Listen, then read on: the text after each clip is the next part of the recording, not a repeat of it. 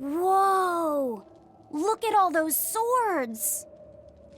That's what happens when the legendary blacksmith Kurogane toils so hard he forgets to die.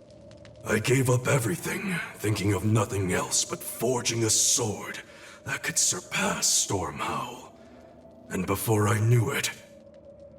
You had traded your humanity for demonhood. I see I'm not the only one.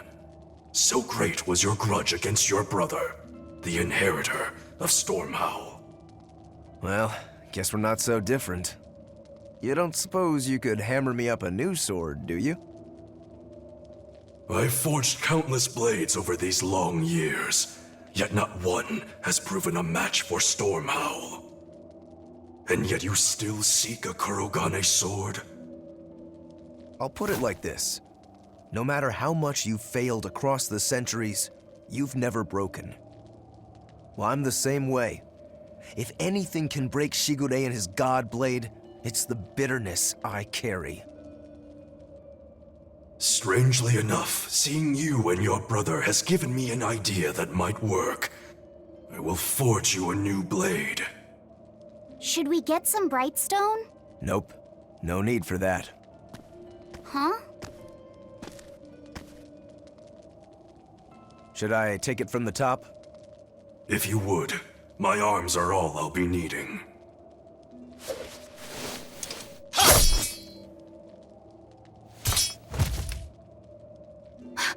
What are you doing? Don't be alarmed. I'm just cutting free some raw materials for the sword. You see something new every day. You need his head to make the sword? That's right. With this fine clump of pure resentment, I shall forge your imitation Stormhowl anew. No. I only keep this imitation as a reminder of how weak-willed I was in the past. To defeat Shigure, I've perfected the art of dual wielding, a secret Rangetsu technique. All right. If that's what you prefer, a pair of short swords it is.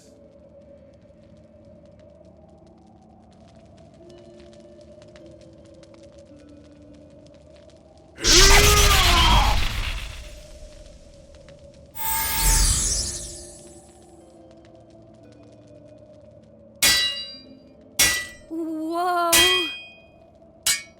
We'll wait outside.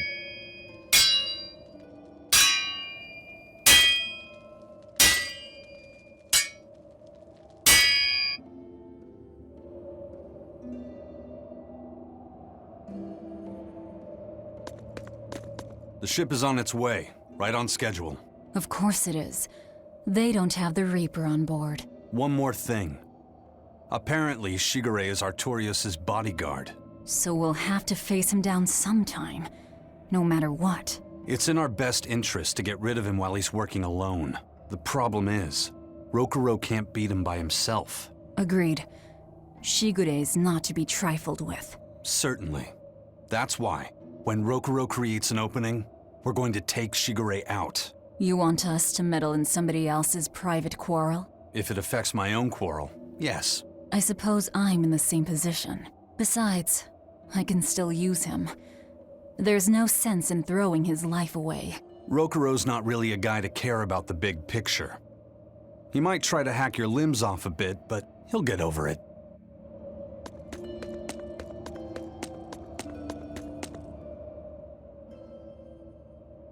Rokuro wants to slay his brother, even if it kills him.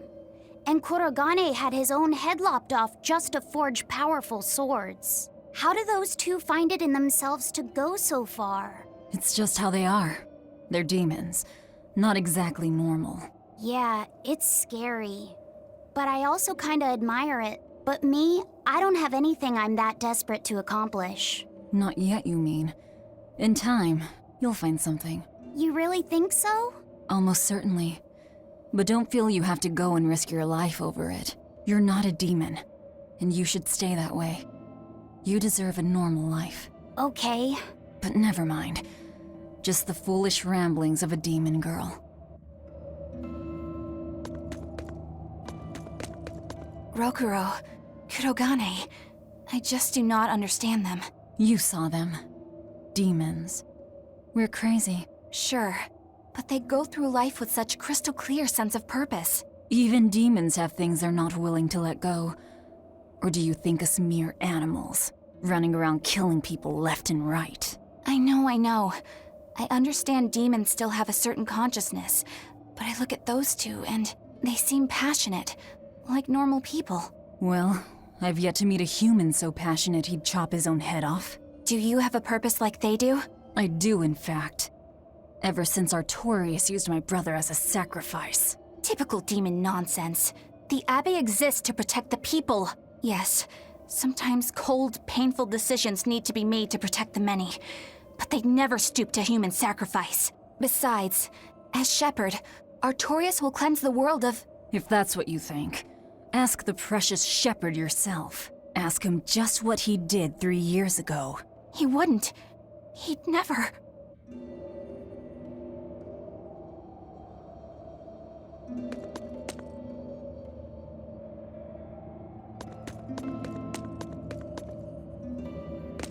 I made the Enfu rush out to the docks to scout the place out. Pretty smart, am I right? I pity that creature sometimes. That Kurogane, though, what a character! Giving his own body to forge a sword, like some kind of ritual sacrifice. Ritual sacrifice. It's certainly something only a demon would do. It was a necessary sacrifice in order to gain power. A necessary sacrifice. What a vicious turn of phrase. Indeed. Still, I can't say I'm not thrilled to see how it all turns out. If what you give is mere meat for a god's morbid lunch, could there be a more trivial sacrifice? But if the offering is one's own body and soul, even a single hair can be portentous. I wonder which he will have been in the end. Bad news! A group of praetors have left the docks and are headed this way! They said they were coming to purge Eleanor the traitor! Purge? Velvet, what do we do? We take them head on. And you're fighting with us, Eleanor. An order, I presume. It is. Protect Laphicet and defeat the exorcists. All right. I understand. Just remember, if we lose Eleanor, Laphicet will turn into a demon. I haven't forgotten. But we need to pool all the resources we have.